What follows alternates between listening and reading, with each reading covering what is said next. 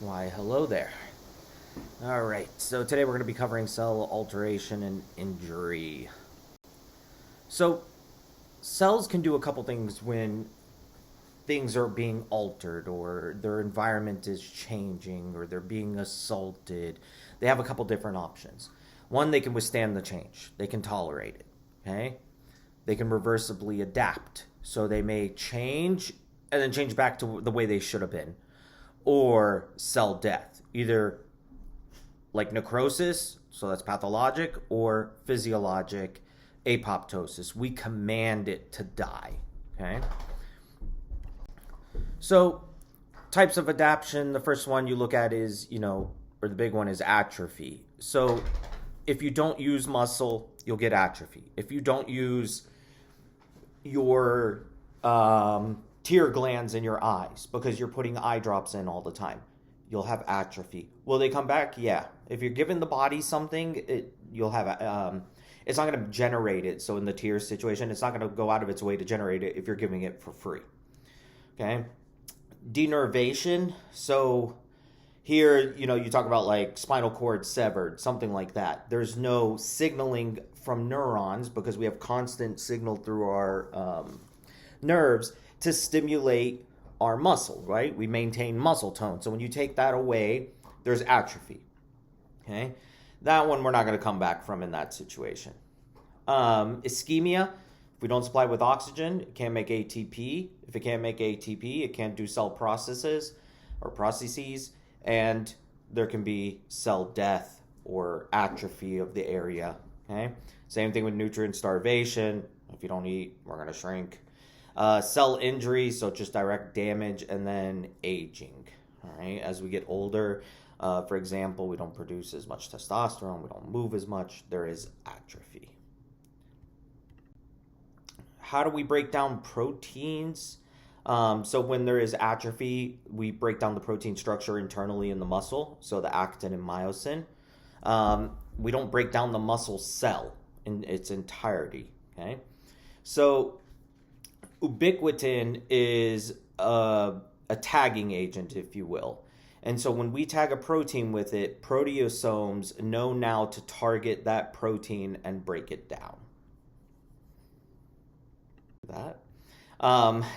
When you guys look at the actual slides, you can see it, but the left ventricle here is insanely large. It shouldn't be like that. It should be like this. Okay, there's right ventricle, left atria, right atria. All right. Hyperplasia, this is potentially precancerous. This is increased number of cells, or we could just say it's cancer in reality. So here the C cells, which are in the middle here, they should not be this many. The follicles, these are the follicles, should be closer to each other. So this is thyroid is what we're looking at. Endometrial cells of the uterus, there should not be this many like glandular structures here. This is way, way too much. Goblet cells, you can see them piling on top of each other. Shouldn't be like that as well. And then this is endometrium. So this is just thickening of the endometrium where the arrows are pointing there. Metaplasia. This is where a cell is replaced by another functioning cell. That's like key point there. Okay. It's changing due to the environment. Okay. So in this situation, for example, in the esophagus, we see this changeover because the increased acid, for example. So if that continues on, we go to Barrett's esophagus. Barrett's esophagus is a dysplasia. This is a complete change in structure. There's a lot of non-functional cells in here. This is a problem. Okay, so just from reflux, constant reflux. So people with GERD, gastroesophageal reflux disease, they need to take something like omeprazole or esomeprazole, Nexium, essentially, daily in order to deal with it.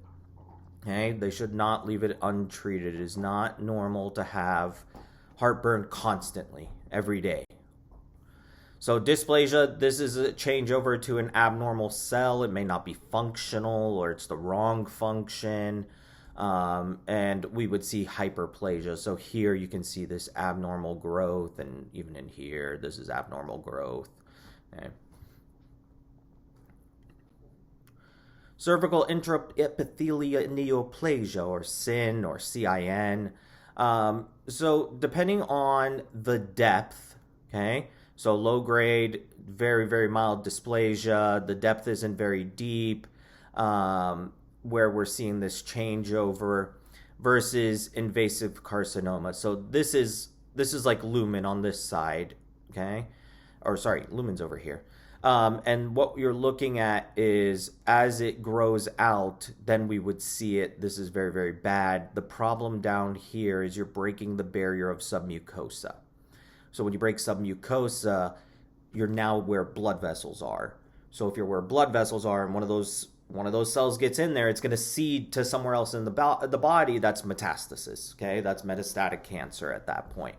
So that's why it's important, we do pap smears regularly, whatever the guidelines are. Now they keep on changing them. Mammograms, colonoscopies. This is how you prevent cancer. That's preventative medicine. Your yearly checkups. If you're not feeling well, something doesn't feel right, go see your doctor, people. Okay? Don't ignore it. Your body's telling you something for a reason. HPV, human papillomavirus. So that's the virus that causes warts. Not all warts are cancerous. I believe there are 4 subtypes or strains. So I have 2 here, E6, E7. I want to say 16, 18 are the other 2, that are cancer-producing viruses. Okay? They possess the oncogenes, and they can convert your cells into cancerous cells. So that's why it's important, early on we get vaccination, because males and females are susceptible. And it's a prevention of you contracting the virus. It is not a cure once you have the virus. But it causes cervical, oral, I want to say esophageal, rectal, and penile cancers. So that's why male and female are supposed to get vaccinated for it. So cell injury, there's all kinds of different things here, okay? And we'll look at a bunch of them, all right? Oxidative stress. So the problem here, things that want to oxidate, oil rig, if you remember that. Oxidation is loss, reduction is gain. So when, say, a hydrogen ion comes along near one of your cells, or LDL, or these superoxides, okay, these free radicals, they steal electrons. When they steal electrons, they damage our cells. So this is where you start talking about like antioxidants, like glutathione. We make that, okay? But for example, Tylenol consumes it. And when you overconsume it, then you get the injury from Tylenol to the liver, for example. Vitamin C is an antioxidant. So having these antioxidants, more in your body, theoretically should reduce the chance of free radicals damaging, but there definitely are limitations there, okay? It doesn't mean because you take vitamin C, you can smoke and you're not going to have damage to your DNA and cancer and all that good stuff, all right? Let's be clear there. I can just see someone sitting at home right now. Pop a vitamin C, take a cancer stick, right? Don't do it. All right. So there's a lot of research being done in this. The damage that could be linked to free radicals, they're seeing a high association with that and with these diseases. Hypoxic injury. So this is just really lack of oxygen. If there's lack of oxygen, there's ischemia, there's lack of blood flow. The cell can't do its normal job. It can't maintain gradients. It can't generate ATP. So we get into trouble here. And when solute migrates to where it shouldn't be, we have a problem with that. Water follows. So that's what this is. Hydropic degeneration or vacuolar degeneration. Essentially what happens is sodium moves into your cells because sodium is higher outside of the cell, potassium is higher in the cell, and we lose the ability to pump out sodium for whatever reason, okay? Sodium starts flowing in, water follows, cell swells, cell destruction. So water is the main component here. When we talk about diabetes, same exact thing. Too much glucose, it gets into the cells. Certain cells it can enter, even without insulin, and water follows, destroying the tissue. So like cataracts and diabetics, for example, nerve damage, blood vessel damage, all of that is essentially from that process because our glucose levels are too high, it's seeping in, solutes in there, water follows. So here, that's what we're seeing. Lack of ATP or bad pump, okay? So what happens is sodium moves in, potassium leaks out, water follows, and we get everything starts to swell. So you can see, like here, kidneys, for example. In diabetics, end-stage renal disease, okay? Diabetes is the number one cause of end-stage renal disease. I was talking to someone recently, and he was telling me his girlfriend, diabetes, ignored it for like a couple months. That's all. Couple months. And then turn around and ended up being a stage 2 kidney failure. And then had to go on dialysis. Not fun. Okay. So vacuolation, here is an example, hepatocellular steatosis. This is fatty liver disease. You see how they look like adipocytes in there? Like there's big blank areas. That's fat deposits, okay? Or conversion to fat. You lose the hepatocytes, the cells that are the functional cells of the liver. And then central coagulative necrosis here due to Tylenol. Just too much Tylenol. And it's not necessarily that they took too much at once. That definitely will cause it, but repeat assault. So you talk about people with like arthritis and they're taking Tylenol constantly around the clock. That's enough to do it. Okay? So that's where like other pain medications come into play. You don't want these patients necessarily on some of these medications long periods of time because it's going to damage tissue in the body. Reperfusion injury. Really what this is we have ischemia, and if we wait too long and we unblock it, there are superoxides that come through, or free radicals, okay? And they destroy the tissue as they're passing through. So one of the big ones is like when patients have strokes, we need to give them TPA, which is the drug that breaks down blood clots within, I think my wife had told me it's 3.5 or 4 hour window now. They changed it recently. From onset of stroke, and there won't be necessarily damage to the brain. If they wait longer than that, the free radicals coming back through, that's it. The tissue's damaged already from lack of oxygen, and then you double assault it with the flood of free radicals. There is also, like with vision, it'll cause blindness if there's an obstruction leading to the vessels to the eye with the reperfusion injury. Radiation injury, so there's different types of radiation, and really it damages everything. Membranes, DNA, protein, the destructive, it's very, very destructive. How much it damages obviously matters, what type of radiation, how long you're exposed, volume you're exposed to. You look at, there's a really good show, Chernobyl, and it was like, I think it was on Max, HBO Max. And it was kind of like a played out documentary, if you will, about things. And it's pretty wild. I mean, some of these guys, they died within minutes of exposure. Some it was years. It just depended on their level of exposure where they were in the plant. Highly recommend the show. Okay. Chemical injury. So really just this direct damage. So this could be like alcohol. Alcohol directly damaging hepatocytes. Alcohol damaging esophagus. Alcohol damaging stomach. So if you have this direct chemical injury, and you keep on doing that over and over, well, you're increasing mitosis. And we said if you're increasing mitosis, eventually errors, eventually cancer. And then it's a mutagen in itself. It could damage it by creating these free radicals, okay?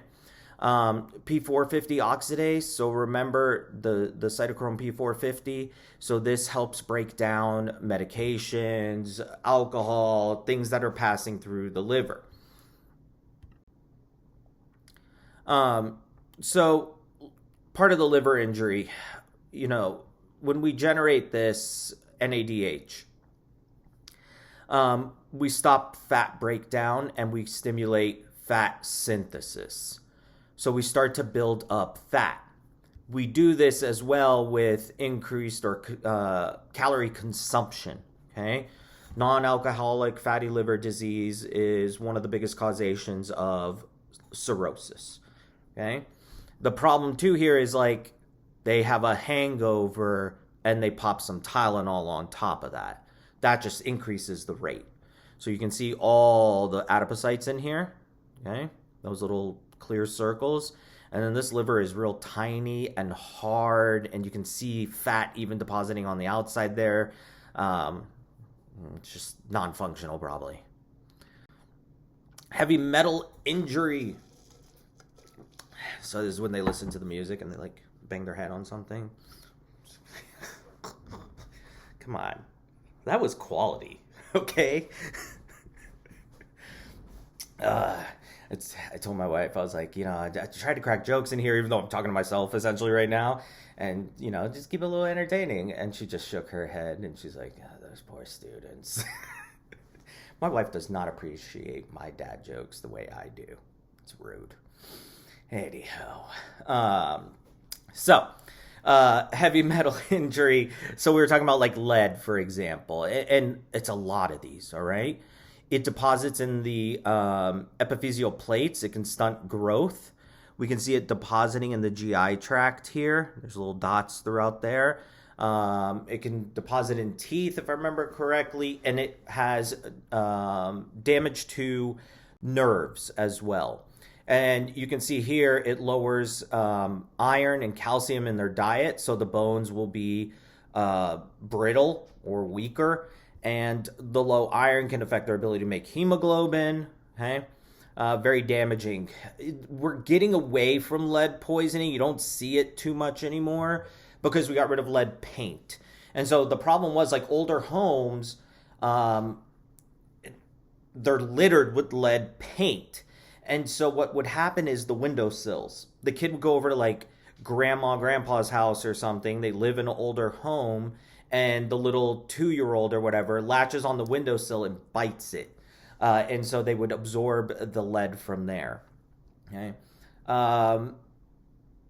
There's other heavy metal injuries, gold, molybdenum, I think, mercury. So there's all kinds. And so we've pulled it out of a lot of things. You don't see it too much anymore. I think there was a big lead outbreak actually recently with I think it was the Stanley Cups or something. They were coming from China, and it was like in the paint, and some of these toys that were coming over for children, they discovered in the paint there was lead. So it's kind of interesting. So I guess there may be more cases out there now. Carbon monoxide poisoning. Carbon monoxide is generated by any combustion. Okay? Any combustion. Carbon monoxide, I've read it even has a 600 times affinity for hemoglobin over oxygen. Meaning once it binds to your hemoglobin, it does not let go. Until you break down that red blood cell, all that stuff. It is in there to stay. So carboxymonohemoglobin. It should be carboxymonohemoglobin, I'm pretty sure. Tinnitus, nausea, weakness, vomiting, sleepiness. So there's, issues with this, especially like wintertime. I've seen a few cases on the news here. Someone pulls a grill into the house to warm themselves up.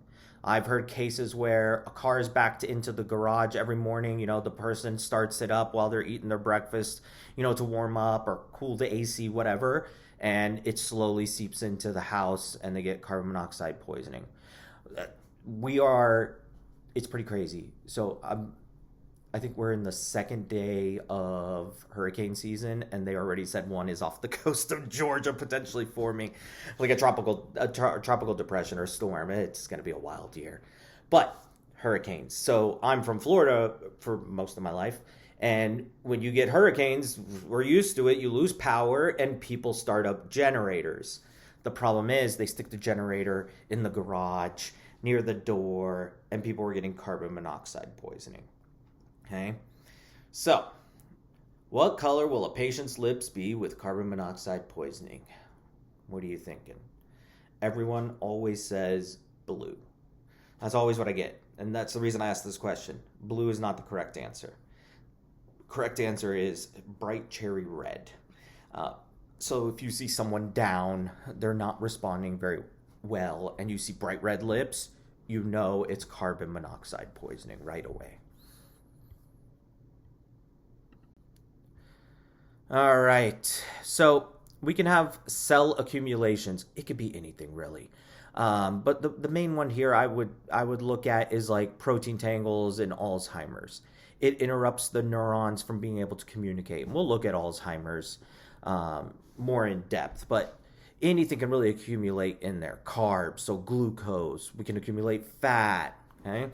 All kinds of things.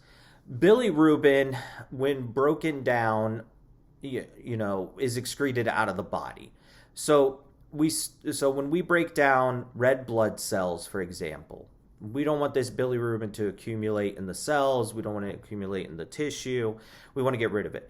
So the problem is like when you get, a burst capillaries and that blood leaks into the tissue. Well, now the macrophages will start to break it down, and you start with hemosiderin.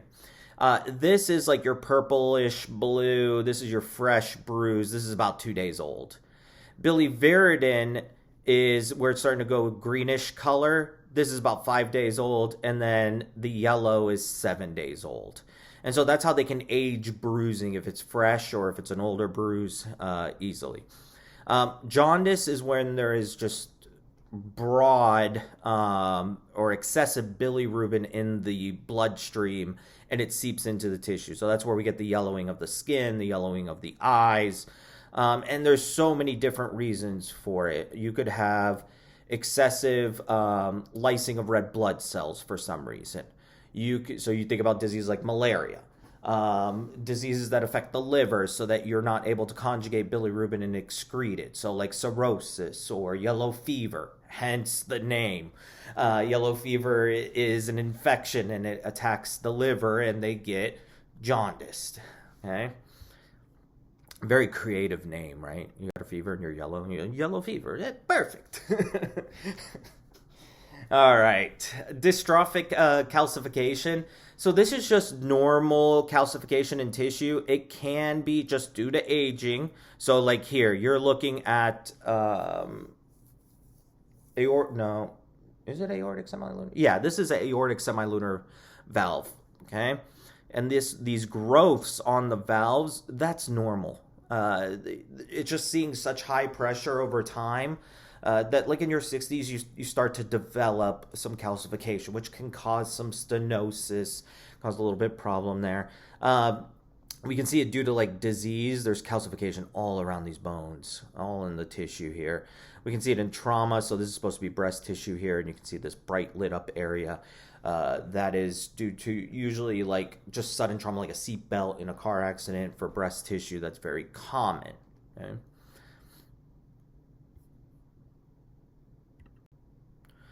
Necrosis versus apoptosis. Necrosis is bad. Necrosis takes out neighboring cells. Something has altered the cell's ability to survive, and it just lyses and releases lysosomes and just destroys neighboring cells. Apoptosis is programmed cell death or cell suicide.